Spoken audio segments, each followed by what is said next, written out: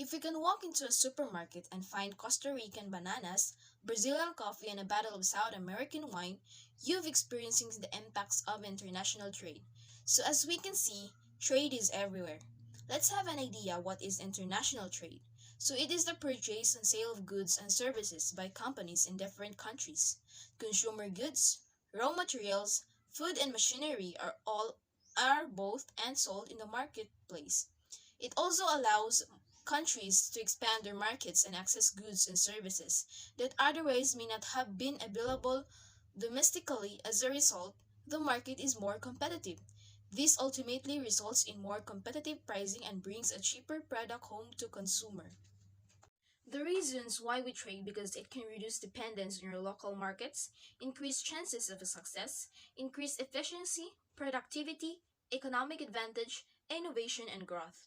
We benefit in trade by more job opportunities, expanding target markets and increasing revenues, improved risk management, and greater variety of good available. Free trade gives both consumers more and services from another country or economic bloc. It also helped to make it easier for businesses to enter international market. People tend to dislike oppose the international trade concept because when we trade, it introduces lower cost international competitors and put domestic producers out of business. The loss of domestic job is occupied with the reductions in prices of goods that consumers buy, and these benefits shouldn't be ignored when weighing the trade-offs involved in protecting domestic production. The economy changes when we trade with others by increases competition and lower world prices, which provide benefits to consumers by raising the purchasing powers of their own income and leads a rise in consumer surplus. Trade also breaks down domestic monopolies which face competition from more efficient foreign films. So I have a questions. Do we not experience any bad despite the cuteness that international brought us? So let's find out if it is a yes or no.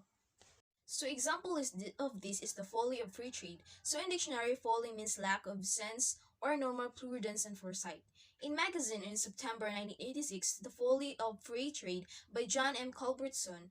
So any manager who tries to create a strategy out of worn out cliches and examine nostrums is dismissed. Today, the evidence should be clear to anyone who wants to look at. Our blind allegiance to free trade threatens our national standard of living and our economic future. By sacrificing our home market on the altar of free trade, we are condemning ourselves and children to a future of fewer competitive businesses, fewer good jobs, less opportunity, and a lower standard of living. This unacceptable outcome threatens us in all ways that are all related to our practice of free trade. So let's first discuss the unequal national competition. It is classical economics teaches us that free exchange works takes place within one nation across national boundaries. Most American companies faces international competition have encountered the problem.